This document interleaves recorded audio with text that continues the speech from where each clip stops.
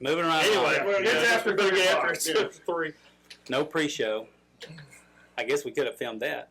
I guess we did. We should some have of filmed Jeremy spilling his drink. Oh, it's filmed.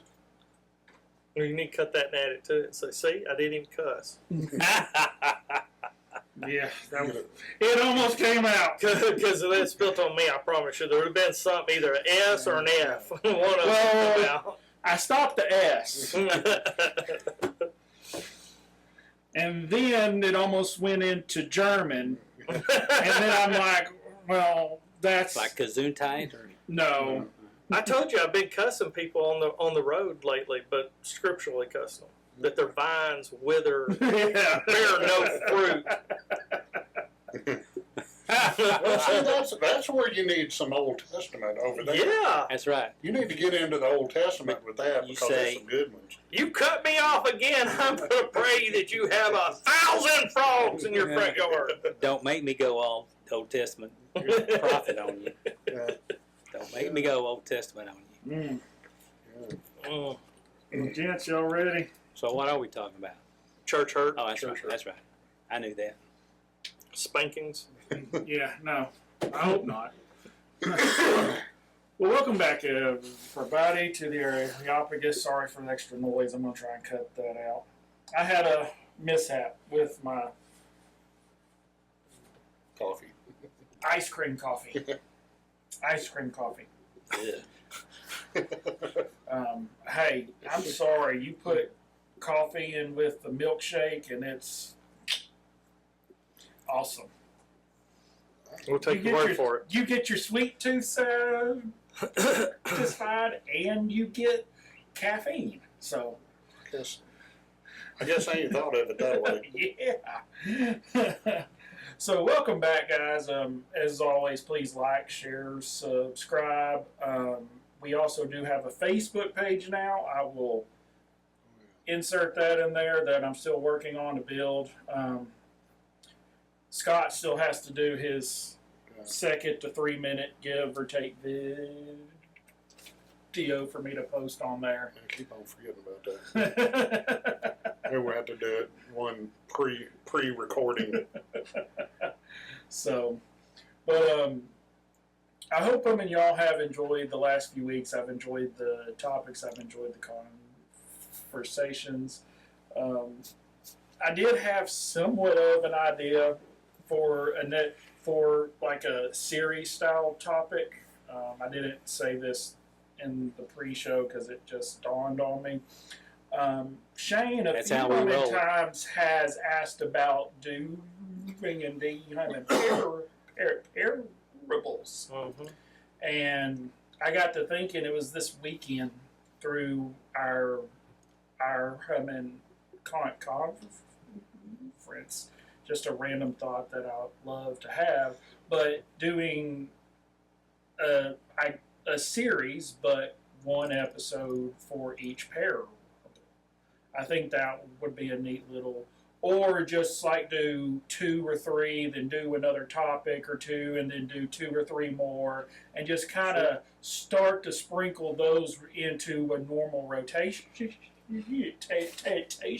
until we get through them all. I think it would just be a good idea to start to mix those in now. Cool. And Shane has asked me more than 4 times about doing the parables, so That's 2 bells. He's persistent. he is persistent. So Annoying. no, I wouldn't go that far with Oh, it. I thought we were just going to start just saying stuff about it. Sorry. I totally misunderstood. You ain't gonna hurt my Totally feelings, bud. misunderstood. Well, that's all right.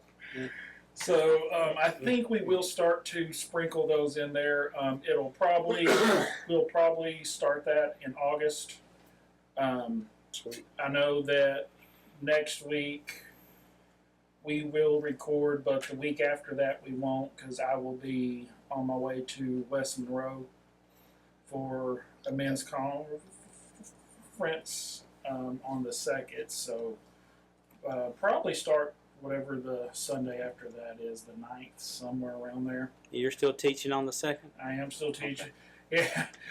the second is turning out to be a really long day for me. So, but it's okay. It'll be worth it. So, well, today's topic is one that I've heard the phrase used in a lot of different podcasts and little shorts I've watched, be it Charlie Kirk or Frank Turek or any of those types of guys, Cliff, Joby, John Lovell, but the term is church hurt. And we've mentioned that off and on throughout different episodes here these past few months.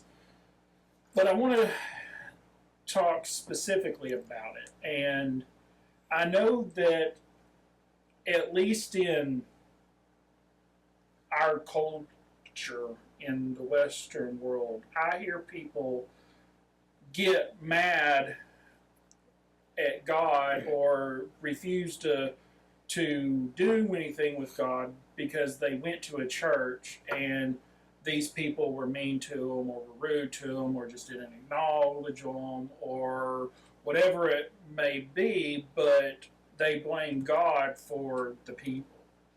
And the term that has been deemed to that subject is church hurt.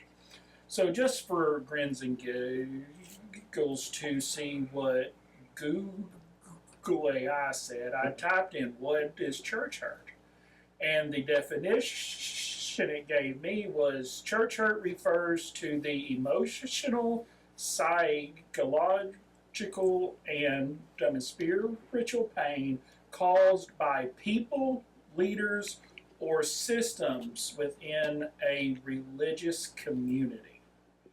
If it arises when the church environment, supposed to be a safe haven, becomes a source of trauma, betrayal, or spiritual abuse. That was the definition that Google Drama, AI gave. betrayal, or spiritual abuse. Mm-hmm. Drama, Well, betrayal, Trauma. trauma. Trauma. Well, I guess drama would work Drama, in there. yeah. Drama, trauma.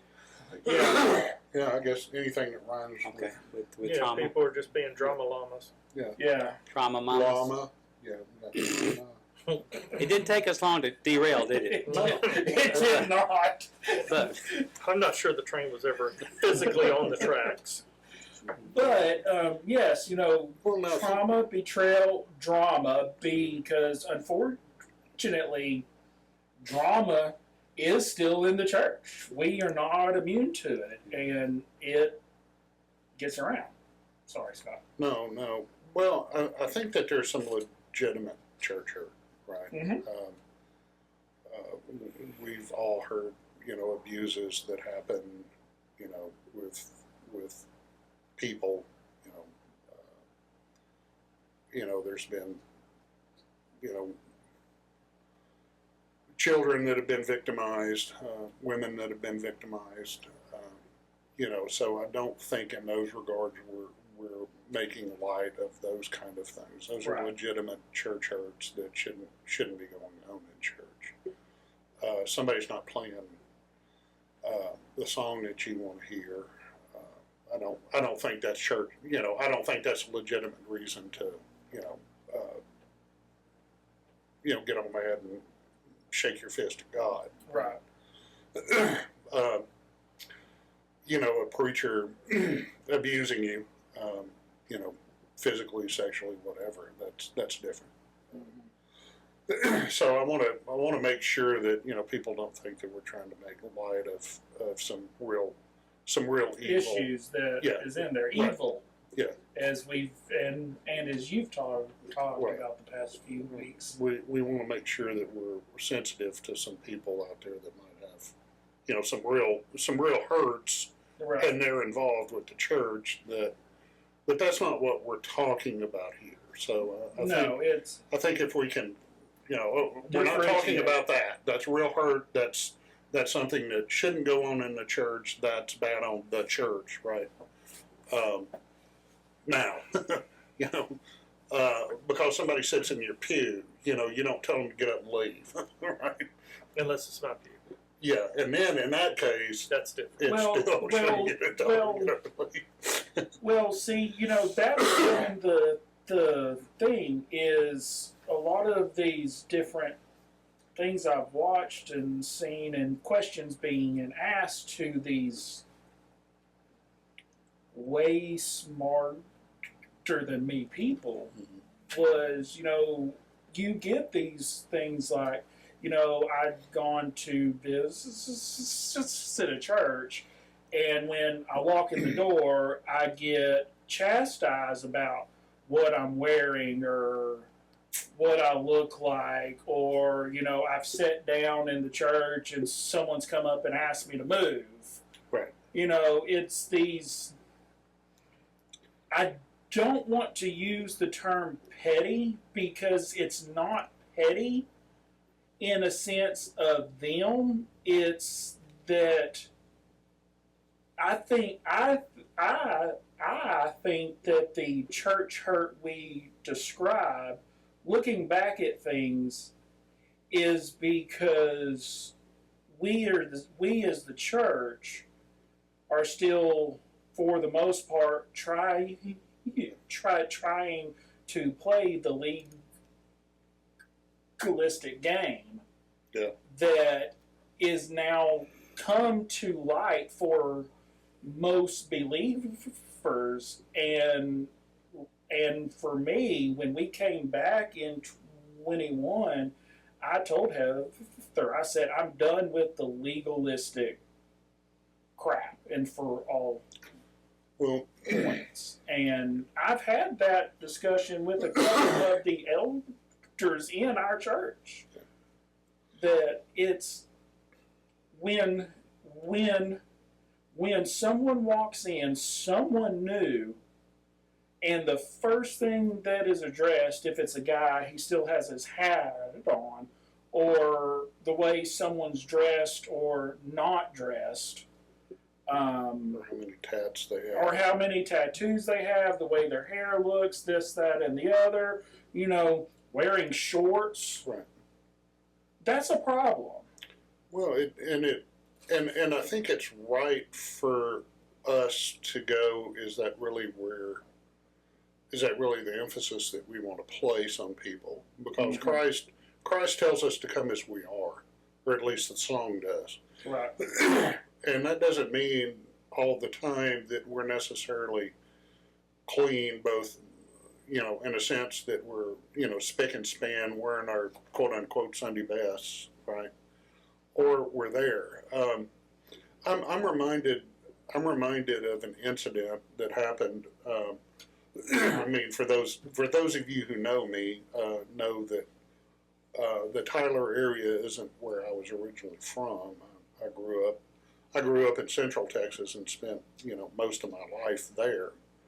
Aggie Land. Aggie Land. I was trying not to pin it down that close, but yeah, I grew up right next door to Aggie Land. But we came up here and we were actually visiting a church, and my daughter went with us to an event, and somebody said, well, no, where you need to go is over here. And it was actually referring to a CR class. And when I heard it, it took me so aback that I didn't know what to say to them. Mm-hmm. You know, it's like, you know, Nikki is a tattoo artist. I guess I should have used her name, but, you know, Nikki's a tattoo artist. She's got tattoos. She likes to show off her tattoos. You know, and she's a tattoo artist. I know, I'm waiting for my turn. Yeah. But anyways, you know, she refused to go back. And I don't blame her. No. Now, there's some, you know, I try to talk to her when I can, and, you know, that was an exception and it shouldn't be the rule.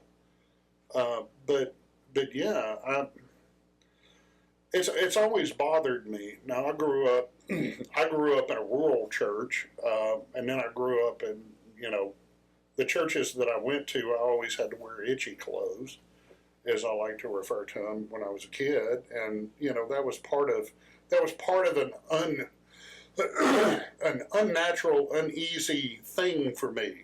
I didn't like getting all that dressed up. Now, it didn't seem like that my parents and grandparents had any problem with it, right? And it was, one of those situations where it was just, Scott, go do it. Mhm. But even as I got older, well, I didn't want to go to church because I didn't feel I had the right clothes, or I didn't want to get that dressed up. And so it was a barrier for me going, right? Not that ought to be an excuse or anything, but I remember my grandfather had a pair of boots that's the only time he wore those boots is when he went to church.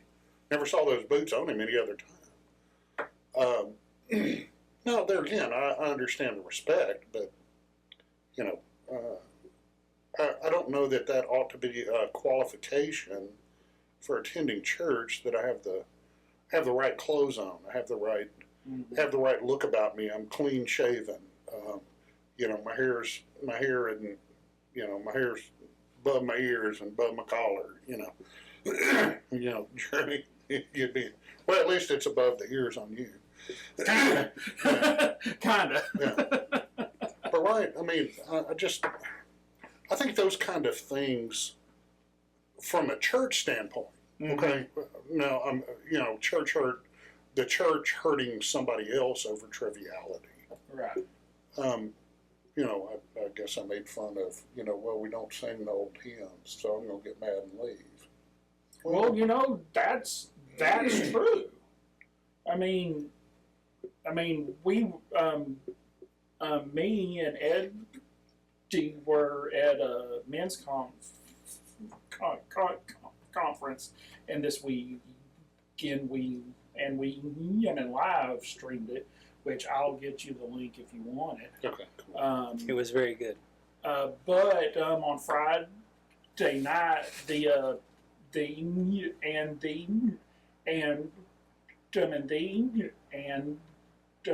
sermon was preached by Joe B. Martin. And one of the things that he stressed that I heard a few of y'all chuckle about, because I've heard him speak a lot, I watch a lot of his stuff, was when it comes to the songs played and the way they're played, and it's not about you. Right. Suck it up. Right. And he said, if you don't like what I have to say, email me at, and was it Jimmy JimmyCrackCorn I don't care.com. I thought that was great. I wrote it down. I thought it was good.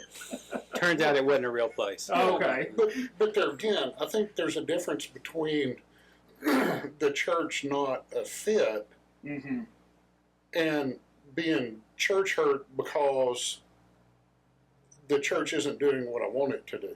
Right. So is it a church issue or is it an individual issue? Well, there again, I think It's an individual issue, and not just for the person that got offended, but for the church people right. that did it. Because Right. everybody has a certain level of this is what the church should be in their head. Suit and Sure. tie down to the guy that's wearing shorts, t-shirt, and flip-flops. Doesn't matter. They've all got an idea in their head of what it should be and what the organization level should be. And if it doesn't meet that, then you're breaking the rules. Well, and I People think, who walk into our church will be real shocked because the first two people you see are big with beards and have shorts on. So I just tell them, y'all are the poorest guys in the church, so excuse the dress code. you would. You would. well, I'm kind of complex, or I'm kind of, I don't know what word I want to use. I was fixing to say complex just to be silly, but it's always troubled me, all of the schisms, right? Why can't we all get along?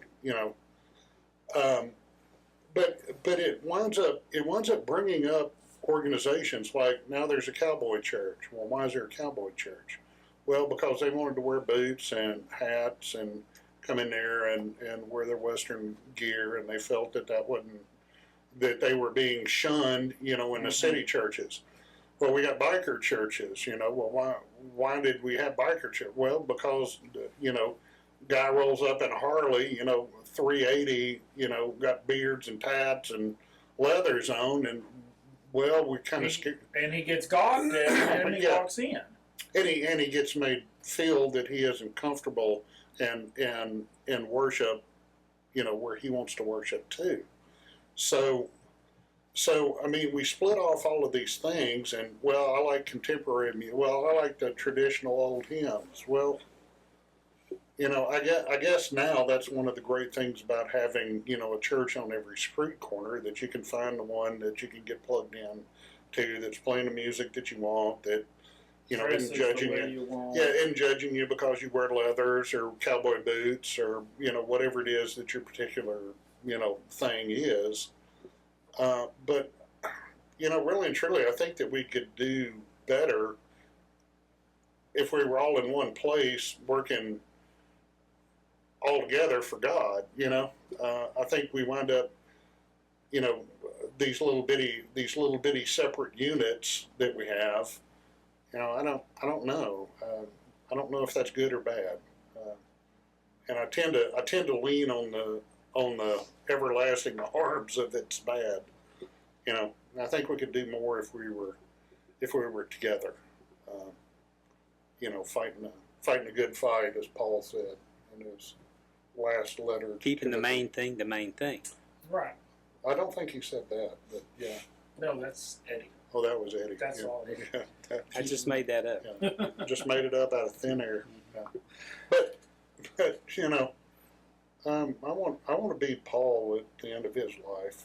Writing a letter to somebody that I'm discipling and mentoring, saying, "No, I fought a good fight, ran the race." Yeah. Yeah. So Left it all on the field. that's it. But Hey, there's a cliche too. it is.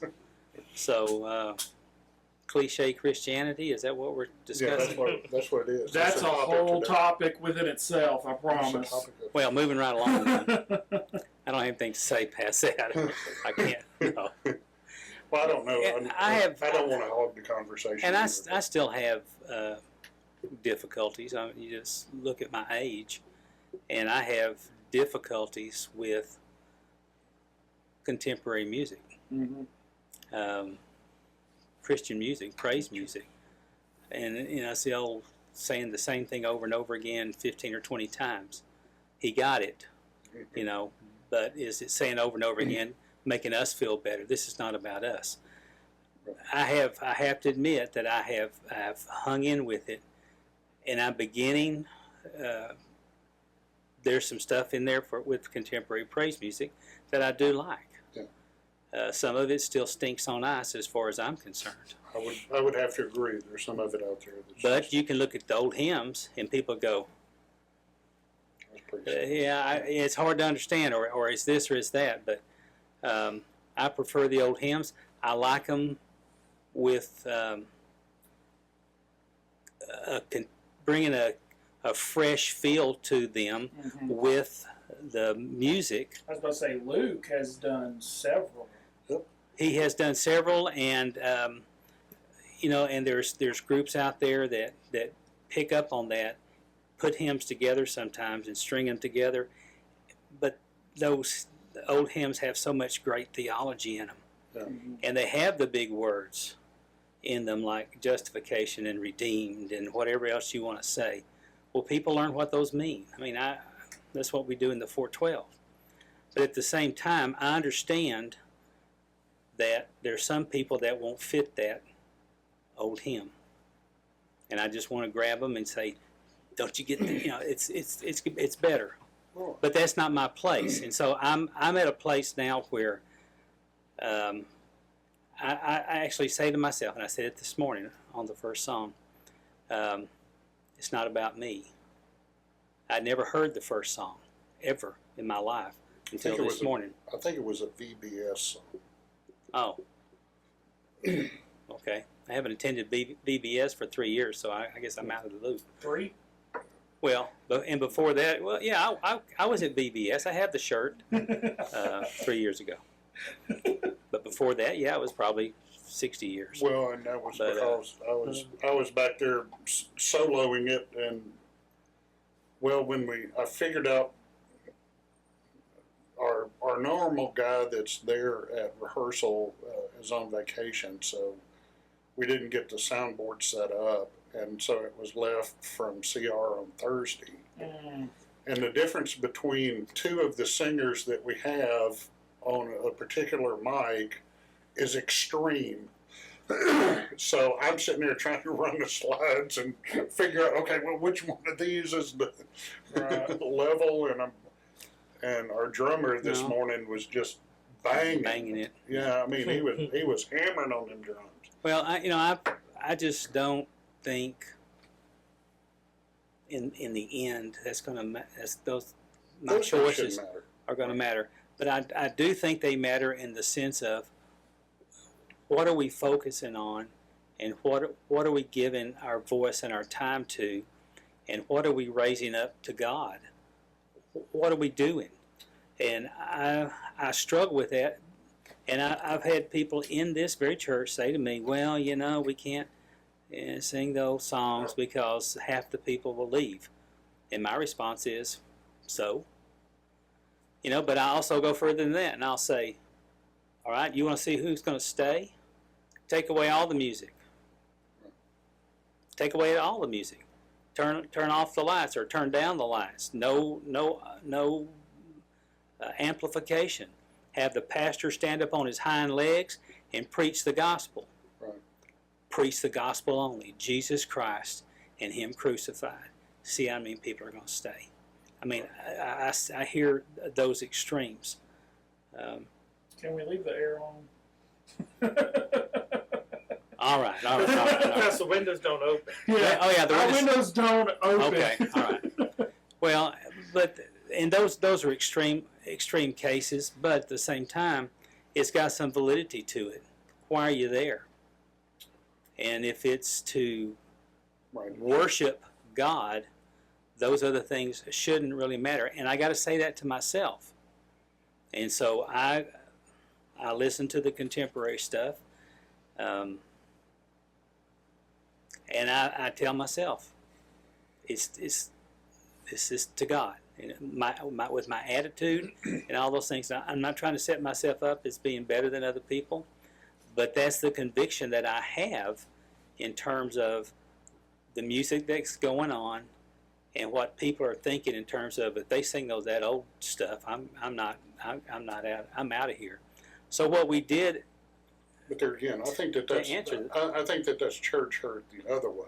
Now, I think we do a good job of mixture of it, which I like. And we're getting better at that, yes. Agreed. I've attended churches that were just contemporary music, and they were okay. Yeah, there again, if you're talking about me missing something, I kind of miss singing the old hymns, but that doesn't mean I can't find, some old gospel group singing, the real Amazing Grace, not the one that gets chopped up in the middle that has a different song in it.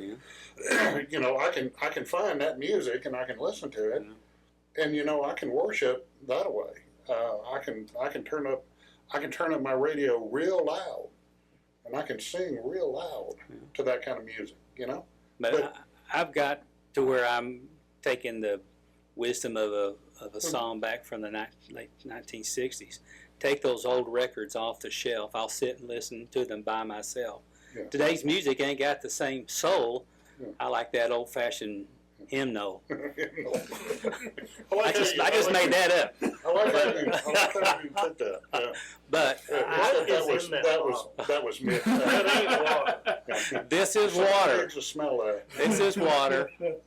Ozarka, fresh from Arkansas. They Right classify Everclear as water now? Yeah, but that was Moonshine? that was mid '70s, dude. Yeah. Oh, Like, mid-70s? late Okay. 70s, yeah.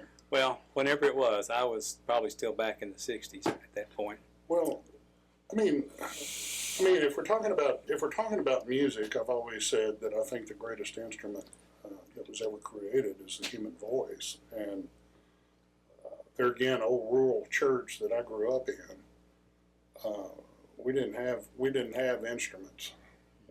We had people that sang, and I tell you what, there's some songs that we sing that just take me back. You know, when I'm a little bitty boy standing next to my grandparents, you know, listening. I mean, instantly. I'm not talking about. Oh, I got to think about it. I mean, it instantly takes me back. And harmony.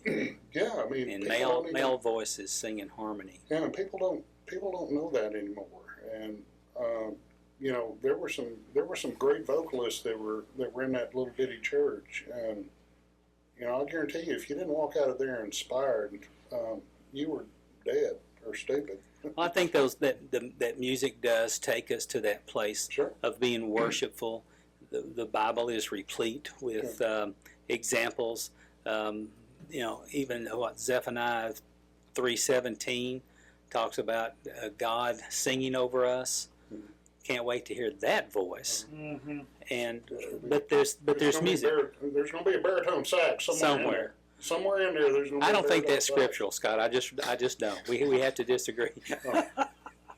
So it isn't the mesquite that's going to inherit the earth? No, it's not. Because I'm gonna argue that one. I think it's the mesquite that's going to get it. And the barbecue up there is going to be Yeah. great. Yeah.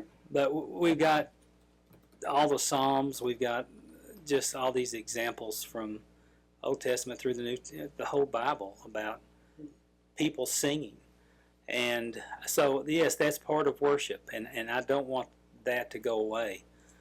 But I have to start with myself, and everybody, I hope everybody else does too. What is my attitude going in to worship the God of the universe, the God that saved me, pulled me out of the depths of darkness and death, and turned my soul around? Saved a wretch like me. And that sounds like a song. It is.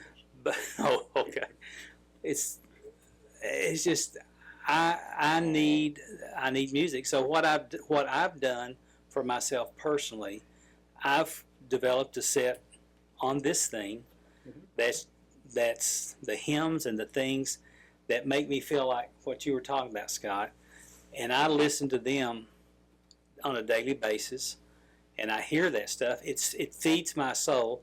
So it's not like, so when I come to Sunday, I can stand it. That's not well, it's sort of that, but it's not that. It's my attitude. What am I going through? And that's why we started this fifth Sunday sing, and we sing hymns, and that's all we sing. And it's had a great response. It's getting bigger every time we go. We got one coming up August 31. And I was recruiting some male singers because we're going to have our male chorus up there singing 3 or 4 part harmony with we're going to sing Beulah Land, which is a great one. And I want people, I do want those people who sometimes I feel like we leave out of the music part of our worship. And nobody's trying to do that, but that's, regardless of trying or not, that is the result. And I want to minister to them, and if you could stand up in front and see their faces, that's a large part of that congregation that's sitting out there and coming hungry for things. And then I want them to be hungry for the Word of God, just like it's there, just like it is for those hymns. And so church hurt can come from that. Sure. And people leave. Well, and I get it. I get it that that's there. My question, when I became a member of this church and when I started attending this church, it was the whole package, because I know that this is a human institution, right? So there's going to be things that I like about it. There's going to be things that I dislike about it. There's going to be things that I'm wondering that if I can help make a change in. Are there things that I can do that bring things to fruition here, right? Mm-hmm. So So what I want to do is I want to plug into a church that's going to recognize that Scott has value, right, and that Scott wants to be used of God, right? So that's what I'm looking for in a church. Now, if you want me to go to a big mega church and, you know, I'm guy, you know, 842 out of, you know, 2,000 that's sitting up there in a stand, and I'm just a face in the crowd, literally. I'm not as plugged into those kind of things because you get lost in the crowd. I grew up where people knew one another at church and said howdy, you know, howdy miss or mister, or, you know, if it was your, you know, your peer group, then, you know, howdy. You know, we knew one another. We knew the families. We knew who everybody belonged to. And, you know, the parents didn't look at you funny when you handed a kid, you know, a Smartie, you know, because they knew that you were doing it out of love and kindness and respect, not trying to poison your kid. You know, so I think that there's church hurt on both sides of it. I think that the church causes some hurt that it shouldn't be causing. That's just petty and ignorant and stupid. And there again, I think that there's some stuff that people, it's petty and ignorant and stupid. But there again, it's because we're all humans.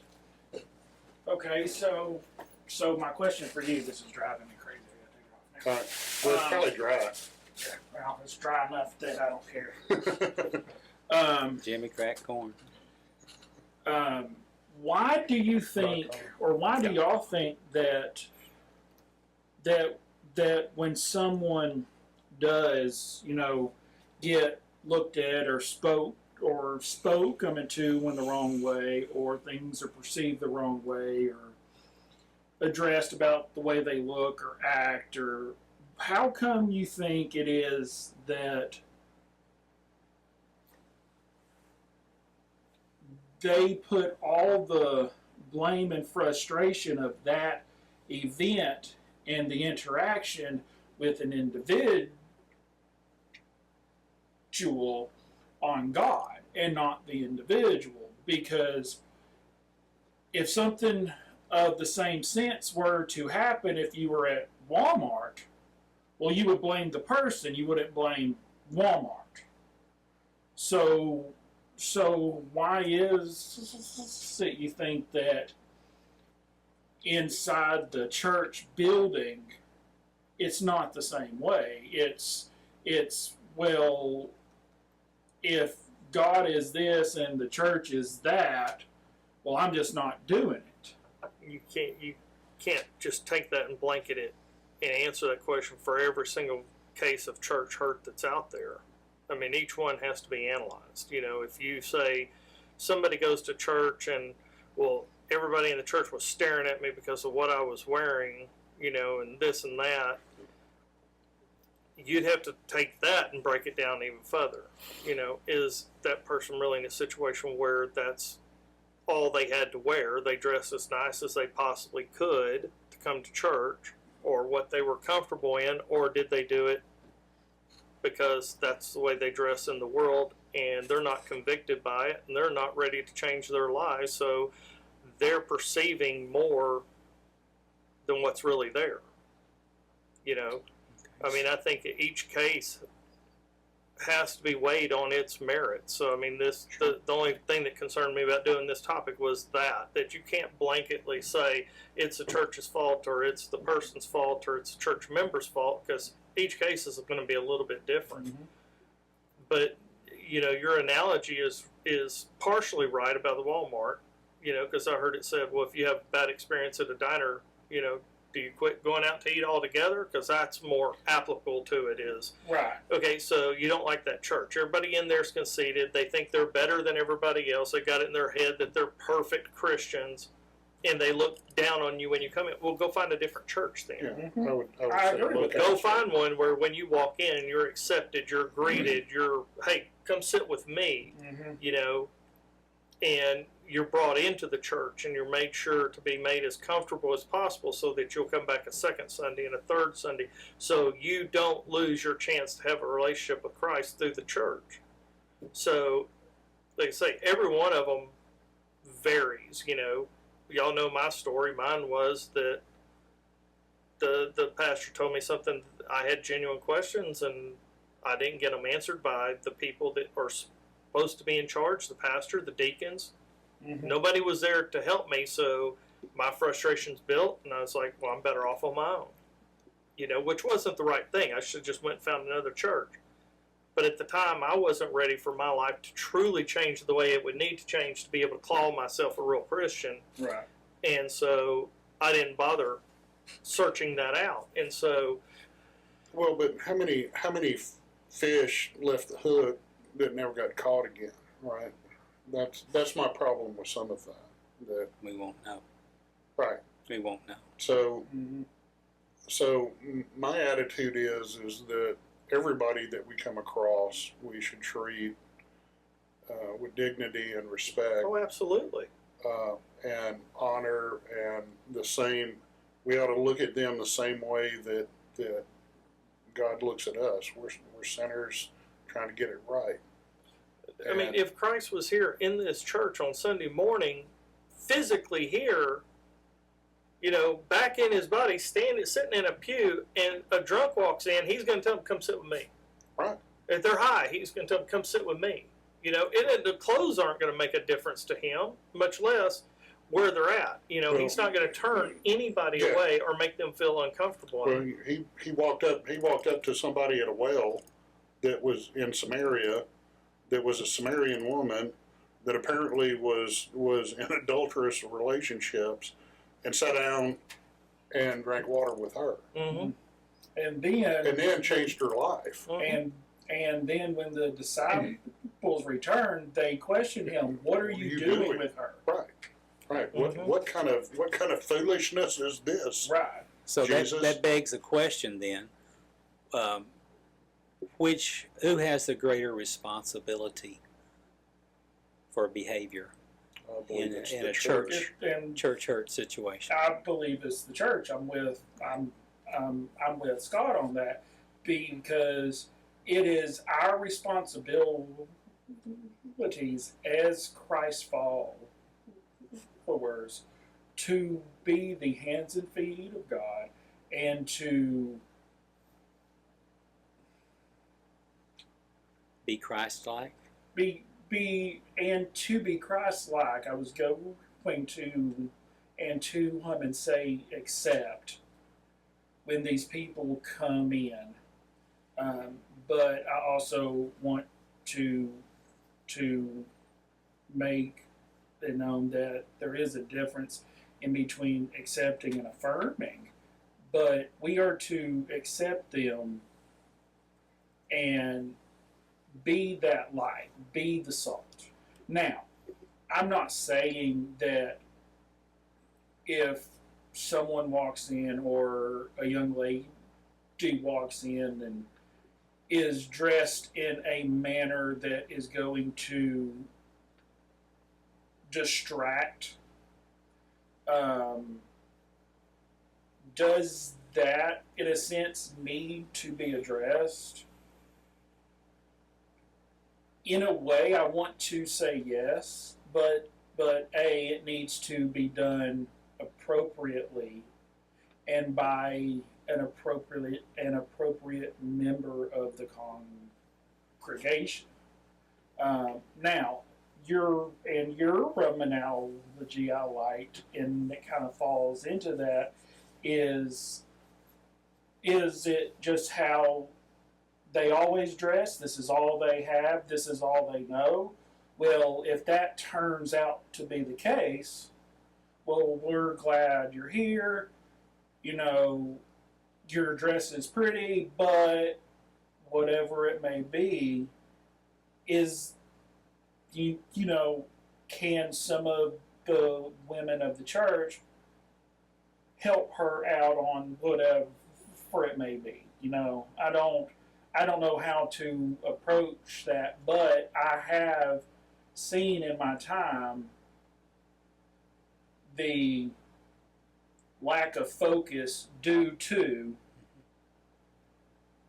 and You know what? If they came to church and the same thing that they walked into church first time, and that's what they were buried in, and they stayed in church, and they accepted Christ as their Savior, and you know what? I wouldn't care. You know, it's not not about the outside. It's, you know, it hangs me up. It hangs me up a lot. You know, I know some good people. Well, I can't say good people. I know some people that died without knowing Christ. You know, and I could have been one of them. But eventually it is about them, because I mean the church's main responsibility, and I get that, and I am actually in agreement. But eventually, someone who's a Christ follower is going to say, "How am I dressed? Is this going to Right. be right, a distraction?" Right. And There's gonna be- it there's is gonna on be some- them. there should be some growth. There again, we've talked Oh, yeah. about that. The discipleship that goes on with it. You know, there should be. I shouldn't be drinking milk, you know, for 40 years in a church, right? I ought to at least some point be getting to solid foods. Now, whether I'm eating T-bone steaks or not is, you know, I guess debatable. But I shouldn't be on milk all the time. Well, Right. I can guarantee you, you're not. Well, I'm not. I know, You know. but that was despite some things, right? All right. Well, and that also goes back to one of the things we mentioned last week. What is a mature church? mm-hmm. And is our church mature? Right. And I think we're maturing. I think we're moving. Yes, we are, but I don't think we are. Well, so that makes me think about is it 4:16, Ephesians 4:16, when it says, you know, to meet the standard of Christ. Oh no, we said 4:16. I think it's after 4:12. It's in that Well, next 4:13, 4:14, somewhere along in there, because it says, and that you'll grow up to the standard of Christ. Right. You know, And so, you know, thinking about about last week in the mature church part of our talk, I'm never going to meet the stature of Christ until my race is done and I am standing with Christ in glory. That is when I will have fulfilled my completeness of sanctification. I agree that as a church we are maturing in these walls. I don't know. I'm not going to attempt to speak for any other church. I'm not either. Yeah. But the level in which I've experienced in my 19 years in this church building, at the point we are at now, we are definitely the most mature that I can recall. And so when we asked you last week, is there such thing as a mature church? A completely mature church, and you said no.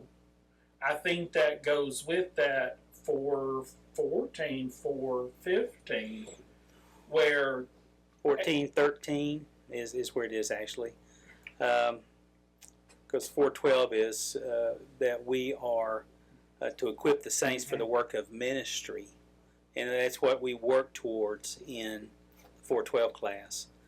For the building up of the body of Christ. And 13 says, until we all attain the unity of faith and of the knowledge of the Son of God to maturity, to the measure of the stature of the fullness of Christ. And what a high bar that is. exactly. And we have work to get there. But you would hope that within that time within that frame of maturing, so that we're not drinking milk, we're chewing something more substantial. That we would learn how to handle people that would come in that are dressed maybe less than honoring to God. Mm-hmm. Now, some people that's all they have, that honors God. I mean, Yeah, right. I understand that, but purposeful dress that distracts Well, is there again, something else. There again, I'm not sure that's totally on the person clothed, right? I mean, we are responsible for how we react and do things. Yes, Oh, yeah. it's our greatest. So, Because Our who greatest sits at bar and where's responsibility. that bar at? right. Because if she comes in, let's just say a young girl comes in who's perfectly comfortable in a tube top and a mini skirt and high heels, is that appropriate or not appropriate? I would say not inappropriate. But what about the people that may be 10 years older than you that say shorts are not appropriate for men to wear to church? I don't wear them to church. I get that, but I mean that's what I'm saying. Where are we going to put that line at? Because you can't have I'm an not- adjustable line. And I haven't because liked- that's where the problem I'm- comes in. He doesn't like my shorts. No. It's not just you. I'm It's gonna say everybody come else as too. you Right. are. But And I don't care if that's the way that you come from now until eternity. that's how we come to Christ, I mean, just as we are. I promise you, the girl in the tube top mini skirt, she's more than welcome to sit beside me because I personally have a bigger problem with the homeless person that I can't focus on what the preacher's saying because I'm trying to hold my breath. You know, that would be more distracting to me than the young girl. But so, I mean, you got to decide where is the line at. And I think that's the whole point of if you boil, other than the real church hurt, where something was physically, Right. purposely done to somebody Right. wrong, you know, getting into that where you're sitting there looking and you go, I can't believe the dude in the front row where the preacher can see him is in shorts and a t-shirt. Right. You know, I mean, and hey dudes, I mean, come on dude, surely you own better clothes than that to be sitting on the front row. And that's part of the safety team and the medical team. And all I'm just saying. But That's But there that's again, the problem I I have with it is okay, who gets to define the line? Because I promise you, I can go pick out Mhm. Sunday. I can pull 10 people out, Mhm. and I'll get you 10 different opinions on where the acceptable line is. Right. Oh, You yeah. know, just go by age, and it'll just be my line is to show up. Exactly. I mean, Show, that's show up. and I mean that's I Show think at that point is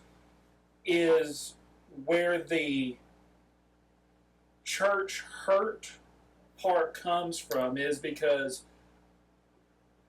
who knows how long it took that individual, that person, to actually build up the courage to walk into what is supposed to be a house of God, a safe place, welcoming. a welcoming place, a hospital for the sinner, and their first time inside the door of a church, that's how they're addressed and met with and looked at and whispered about. Well, for That's me, it's the- going to be like Scott. Come in, come as you are. And that's the way it's supposed to be. But yeah, there again, I don't care. I don't care what. Show up, and I can understand why. I mean, I can envision myself running into that problem, because there have been times in my life that I have felt that I wasn't good enough for God. I wasn't good enough to be saved. I wasn't. There was nothing redeemable about me. And if I would have walked into a building and got rejected because my hair was too long or I didn't have the right pair of shoes on, I can see how that would add to my, well, God, I guess you really don't want me. Right. So so there again, I guess there's some of me that's hypersensitive to that kind of thing, because I can put myself in that situation, because now sometimes I act like that I don't know myself real well, but I do. And I know what kind of a kick in the groin that would have been.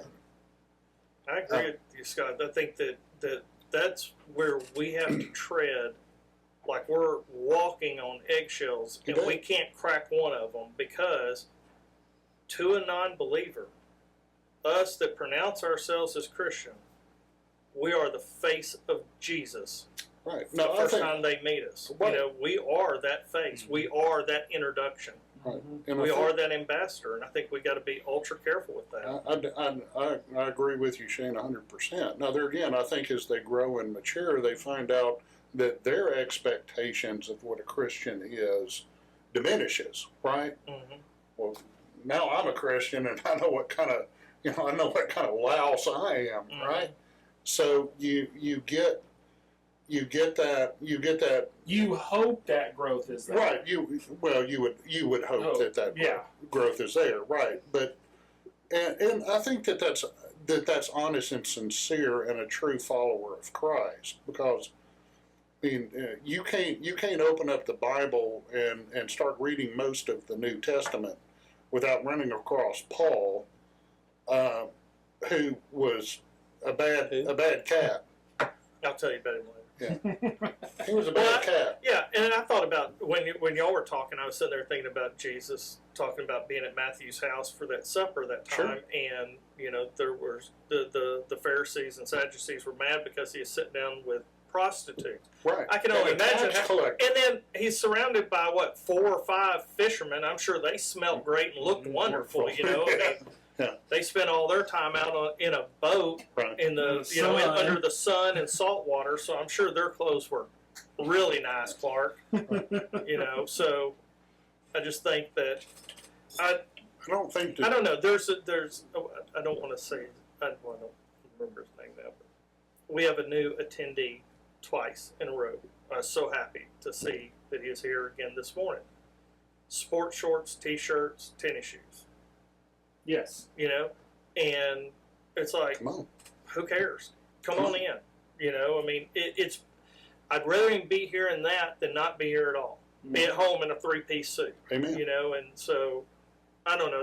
That's my only worry is where do we draw the line? Because I know that the church I went to, you were made to feel uncomfortable. I was made to feel uncomfortable. I didn't have slacks. The pair of slacks I had, I gained weight and I couldn't fit them anymore. So all I had was jeans because that's what I lived in, and I'd wear jeans to church, and it was always kind of frowned upon. Nobody ever said anything, but I could tell when you walk in and they look down first, Right. and then they look up and make eye contact with you. It's like, yes, their jeans are the same ones I was wearing last Sunday. Right. When I get some money, I'll go buy some khakis or something, but Right. I wasn't there long enough for that because I got married in jeans, so I can't say much. Mary says to me on occasion, "You're no longer a high school principal," and that's one of the banes of some principals about dress code, because it's pretty rampant in the high school. But we are talking about church, and the thing that it's come down to me is with church hurt, we have to be accountable for ourselves corporately. We have to be accountable for ourselves individually. Mm-hmm. And there has to be a process through which we go for that. And just like we can ask people to ask forgiveness, we need to ask of ourselves to ask for forgiveness and to be sure our hearts are in the right spot.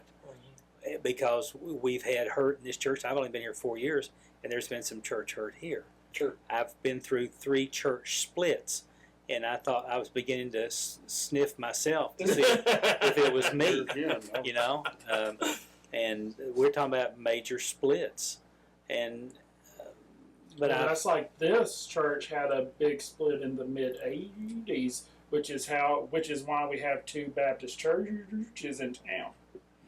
Is the second one was founded because this church had a big rift in it. Now, like I said, this is way back before my time. I think it was early to mid '80s, which was before I was even born. Now, So were you here then? No, Oh, okay. So we can't I put was that one I on. was alive since 1954. so he was But you said definitely it was in the up, 80s. 50s is before 80s. I know. which That's what I'm means- saying. Were you here? No, no, You no, were no, saying no. you went and split up 3 other churches. I just Oh. wonder if you were going. You already had the hat Those trick. those were all Presbyterian churches. Oh, okay. Those were all Presbyterians, Well, and it was denominationally. I didn't carry the burden of thinking it was my personal fault, but I I did sniff myself to see if I was the stinker. well, I wasn't. I remember being in high school. I dressed Western, cowboy hat and boots. I had long hair, much to the chagrin of the administration and the Constabulary. in the school. But there was a movie that came out called Urban Cowboy, That's where I was about to go with. and then all of Were a you sudden the these urban people, cowboy? all of a sudden these people that were mocking my dress, you couldn't go to the Western store in town anymore and buy any of that stuff because it was all sold out. And I think I John figured out, Travolta, right? yeah, Mhm. I think I figured out about that time that people were stupid. So, and I did. I quit wearing this stuff because I didn't. As my mother used to say, if you walk like a duck, talk like a duck, seen around other ducks, people are going to think you're a duck. So I didn't want people to think that I was those ducks. So yeah, I remember being pretty hurt over that. And I think that there was some of that sat with me, for a long time. So I try not to judge the package. What I try to judge is the character of the person, because I believe that that's more important. I don't look at the outward. I try to get to know the inward. Right. So, am I gonna be? Is there a possibility that I get church hurt tomorrow? Could be. I left a church because I excuse me, I couldn't bring myself to affirm something that church required me to affirm, and it broke my heart. Mm-hmm. I love the people there. I love the pastor. I tried everything that I do to convince myself that it didn't matter, but it did. It mattered to me, and I left. So was I church hurt? I didn't shake my hand at the people that were there and say you're fools because you believe something that I don't, and I didn't leave mad at anybody. I told the people that were there that I appreciated them and that I loved them and that I was going to continue to pray for them, but I got to be moving on. Mm-hmm. And I think that they understood that, and they were appreciative of it. I didn't make a big speech. I didn't talk to people in the parking lot and go, why don't we all go out and start us another church where we don't have to do that, affirm that. I didn't do that. I just said, well, God's got me someplace else, and let's go look and see what God wants me to do now. And I think that ought to be the reason why we leave a church, is because God wants us someplace else I agree. to do something different. Mary and I had to reach a decision about leaving a former church, and it was doctrinally, it was a very much doctrine, Sure. and we both struggled pretty hard. She did more than me, but she eventually herself said, this can't stand. We can't do this anymore. And so we made the decision to withdraw, and we went someplace else. Eventually we moved, and this is where we landed. So God had purpose in that. And we struggled this morning in class to answer a question that you had, which is, why does God allow this kind of stuff to happen? And you use the tsunami, but we also don't know sickness and death and children and Sure. hurt and that kind of thing. And church hurt is in that mix with it. Why does God allow that? And we struggle with those things. And when do we need to leave? When do we need to dig our heels in and say, I'm going to stay here and fight and build, Right. and I'm going to be here. And those are things for another podcast. But at the Right. same time, church hurt. Well, yeah, I mean, it plays into that being because, like I said, you know, in our 19 years of being here, we've seen the good, bad, the ugly, the indifferent, the awful, the fantastic. We've seen it all. And Heather and I have just watched people come and go based on the situation that's going on. And her and I have just never been in that situation that we feel like we needed to find a new church. And I feel blessed for that. Yes. But it's, Well, I know. I've seen the church collapse, and then the people who caused the collapse leave within 2 months. And I'm like, Yeah. hold on. I got questions here. Right. What are you doing? And so I mean, the church hurt, I think, also has an internal factor too for the people who do stay and who do feel Pieces and right. stuff. Yeah. So, you know, Well, you don't have to worry about it. I'll keep Eddie from getting his fourth notch in his belt. Yeah. Everything will be fine here. It's not on my belt, it's on the gun butt. Oh, Thank you. It's on Thank the you. butt of the gun. That's right. well, guys, yeah, we got started late today, but I really enjoyed doing this. There was a lot of perspective that I honestly, as normal, did not see coming. And Let's just make sure you tell Luke to watch this episode. yeah, I will make I'm sure Luke is aware He's that, pointing at me again. and Ginger, that, he's pointing at me. and that not tomorrow, but the next Monday, that Luke specifically needs to watch episode 79. Yeah. Well, I mean, that's it. You know, so why are we singing a cappella? Gregorian chants. Yeah. I hear they're coming back. There you go. Well, actually, Or not. I have some Gregorian chant on I my know phone. you got some. Well, guys, thank them and y'all again. It's been great. Another just incredible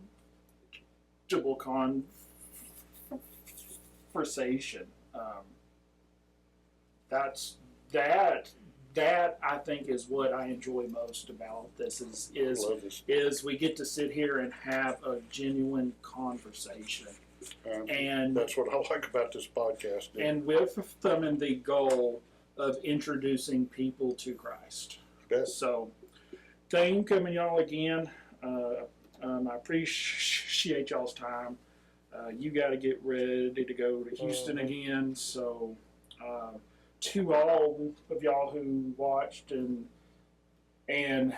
went forth to the end, thank you, and we will see y'all next week.